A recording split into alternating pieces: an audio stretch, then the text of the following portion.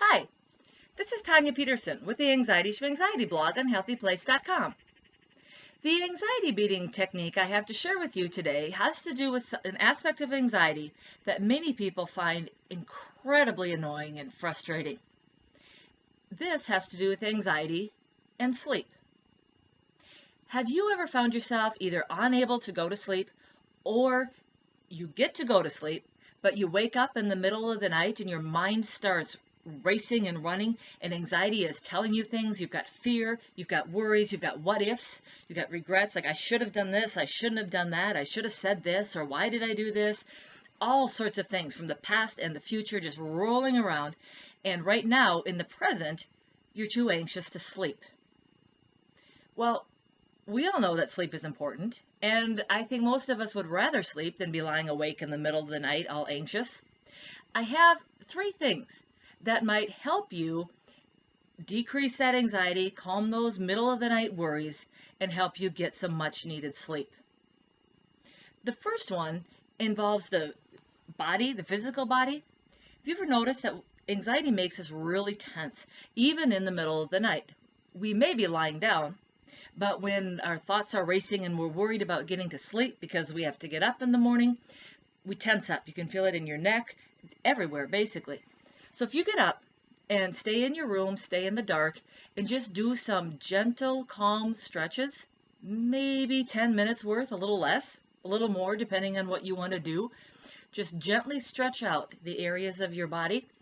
You can do yoga style stretches. You can just, if you don't know any stretches, that's fine. Don't worry about it. Just move your muscles and gently release that tension. Another thing that's great for calming anxiety anytime, including the middle of the night, is aromatherapy. The sense of smell is really powerful in affecting moods and emotion, including anxiety, and they can calm you so much that you actually get some sleep. Essential oils are really great for doing this. You can get them, like this is a little bottle. This one happens to be chamomile. And you can get oil burners of different types. This one has a little well, and it has a candle. A candle is something you don't want to fall asleep with, but it's strong enough, especially by a bedside. You can light it and let the scent diffuse around you, and then blow it out after a few minutes before you fall asleep. If you don't want to mess with the candle at all, there's a couple of other options. One is still with essential oils. You can put some on a cotton ball or on a rag, any sort of cloth, and have it beside you. And you can breathe it in. It's up close, and you can breathe it in as you breathe deeply and let it out. And the oil is right there, diffusing itself through you, basically, calming that anxiety.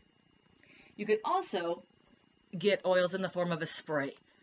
This one is lavender. Lavender and chamomile are both great relaxers and anxiety reducers. Some of the others are jasmine, rose. There's many. You can experiment to find the smell that you like, but you can spray this. Now you've stretched, your body is loose. You've breathed in the essential oils. You can keep the cloth with you or the spray with you while you're drifting off to sleep. And also, there's a way to stop fighting with the anxiety in your mind, because anxiety doesn't doesn't like to let go easily. And I tend to lay there and argue with it or listen to it, and then I'm upset because I think the anxiety is right. But what happens is in the middle of the night, we have no other distraction and we're tired. Anxiety really blows things out of proportion. It's bigger. Things are bigger than they really are. So I just remind myself of that. I don't want to argue. I just say, anxiety is blowing this out of proportion. It's late. Anxiety is just blowing this out of proportion. And I repeat it to myself. And with all of those techniques, I'm relaxed enough to fall asleep. Hopefully, these techniques will be helpful for you. Give them a try and see if you like them. Thank you for listening, and I'll see you next time.